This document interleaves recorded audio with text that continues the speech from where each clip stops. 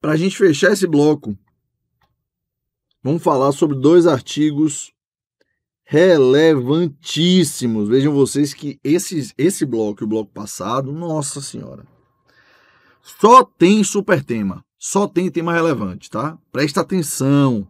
Tá cansado? Para, vai tomar um café, volta, tá? Só tem tema relevante, não dá para assistir de qualquer maneira isso aqui não. Artigo 344 do Código de Processo Civil. Se o réu não contestar a ação, ele será considerado revel e presumir-se-ão verdadeiras as alegações de fato formuladas pelo autor. Qual é a lógica do Código? O autor apresenta a petição inicial, que é a tese.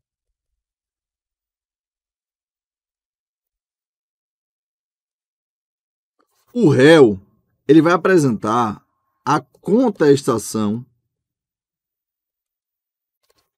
que é a antítese. E o juiz vai apresentar a decisão,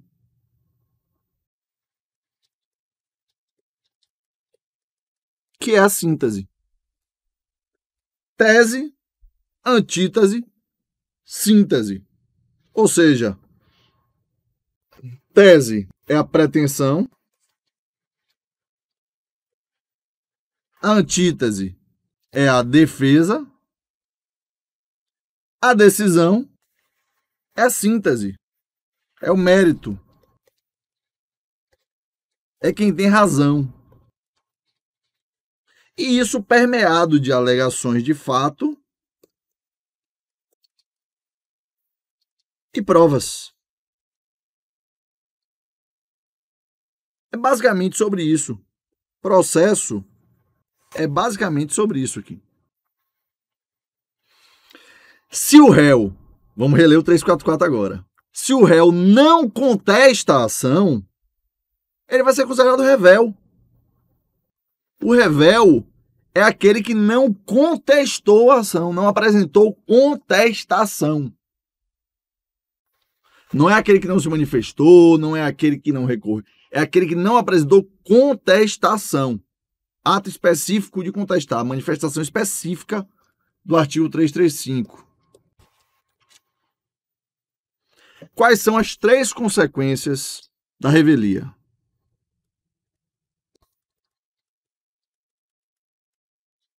Consequências da revelia. Bem mastigado, hein, galera? Letra A, letra B, letra C. Primeira consequência da revelia: presunção de veracidade quanto aos fatos alegados pelo autor. Presunção de veracidade. Segunda consequência da revelia: ausência de intimação pessoal dos atos do processo. Terceira consequência da revelia: possibilidade de julgamento antecipado.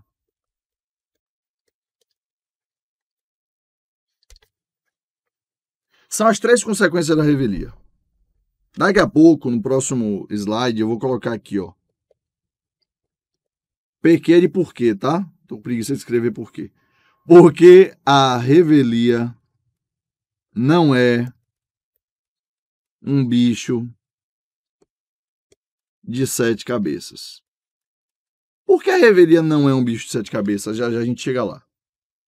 Antes, contudo, a gente tem que ler o 345.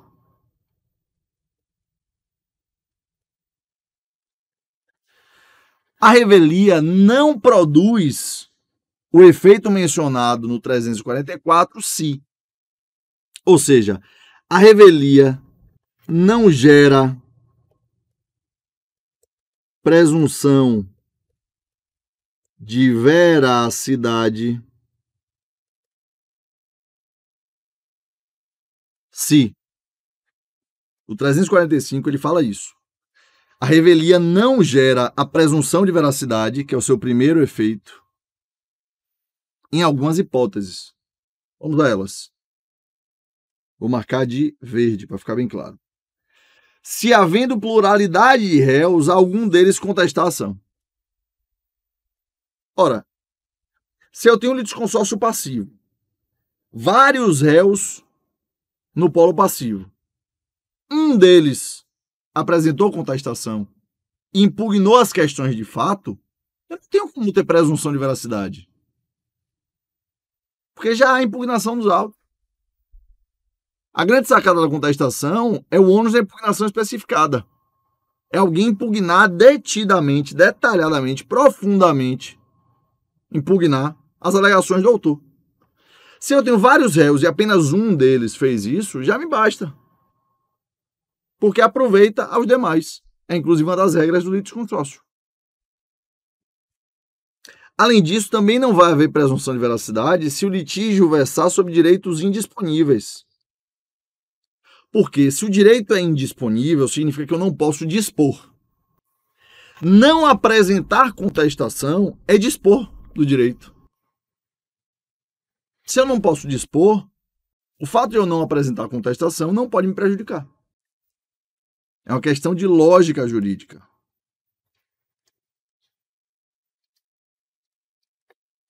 Inciso 3.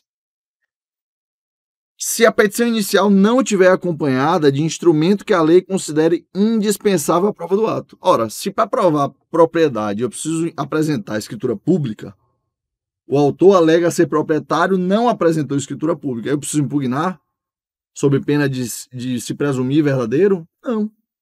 A lei exige que ele apresente o documento, ele não apresentou, precisa impugnar. Não, ele não vai poder presumir verdadeiro.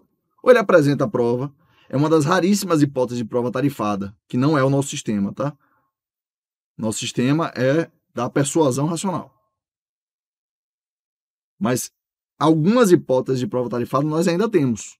Essa é uma delas. Se a lei exige escritura e o autor não apresentou escritura, o fato de eu não impugnar especificadamente vai tornar a alegação dele verdadeira. Inciso 4.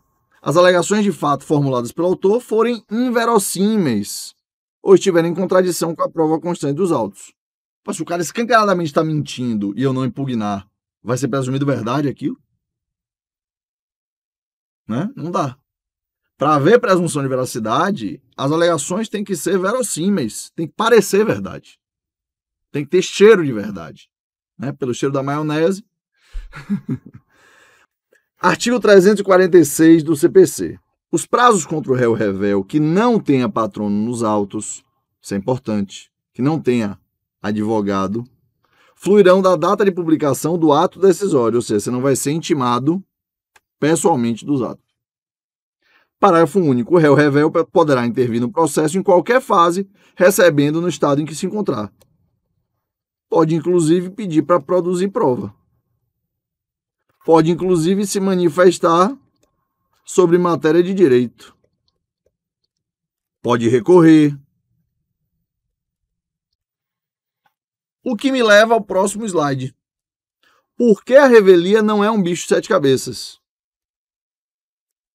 Primeiro efeito da revelia é a presunção de veracidade, correto? Só vai acontecer a presunção de veracidade se você afastar o artigo 345.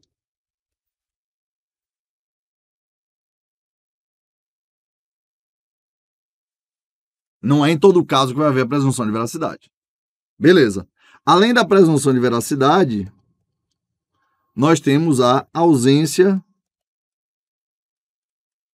de intimação pessoal dos atos do processo. Ora, mas se eu, mesmo não tendo contestado a ação, constituir advogado, meu advogado vai ser intimado de todos os atos.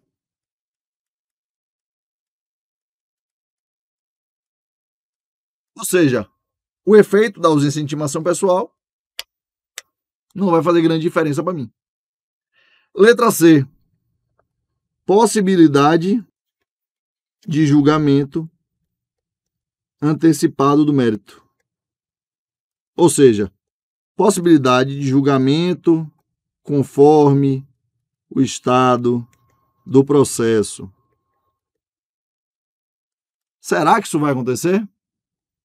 Ora, se eu sou réu revel e o parágrafo único 346 fala que eu posso intervir a qualquer tempo recebendo o estado que se encontra, basta eu requerer prova. O que é que permite a teor do 355 e seguintes que o processo seja julgado de forma antecipada no mérito ou julgado em conformidade com o estado do processo? Que ninguém requeira provas, que não haja necessidade de dilação probatória e que ninguém requeira novas provas. Se eu sou réu revel e eu requeiro provas, claro, eu caio na possibilidade de o juiz indeferir e eu ter que recorrer. Mas num mundo mais tranquilo, vamos imaginar que o juiz abriu o prazo para que as partes se manifestem sobre a necessidade de novas provas. Eu, réu revel, que não apresentei contestação e por isso sou revel, formulo um pedido. Não, eu quero produzir provas. O juiz defere. Vai haver julgamento conforme o estado do processo? Vai haver julgamento antecipado? Não. Então pode ser que eu, mesmo sendo revel, não sofra, e sem grande esforço, viu? Não sofra nenhuma das três consequências da revelia.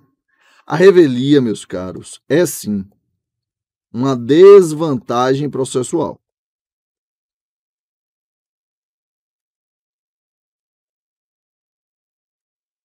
Disso ninguém duvida. Você corre o risco de ter contra si presumidas alegações de fato. Você corre o risco de não ser mais intimado pessoalmente das coisas, e isso é uma prerrogativa interessante. Você corre o risco de ter um julgamento e você nem saber, que você, como réu revel, por exemplo, citado por edital, vai ser constituído um curador especial para você vai nem saber o que está acontecendo no processo. Você pode ter uma decisão de mérito contra você, gravíssima, e você simplesmente não saber. Então, assim, é uma desvantagem processual, não se pode negar. Mas não é um bicho de sete cabeças e, em absoluto, meus caros, não significa derrota. A revelia não significa que o autor vai ganhar a ação. Muito pelo contrário. Quando ocorre a revelia, o magistrado ele tem um dever de atenção muito maior em relação àquele processo. E isso deve ser observado. Beleza? Ficamos por hoje nesse bloco aqui. Nos vemos nos próximos blocos. Bons estudos. Até lá. Tchau, tchau.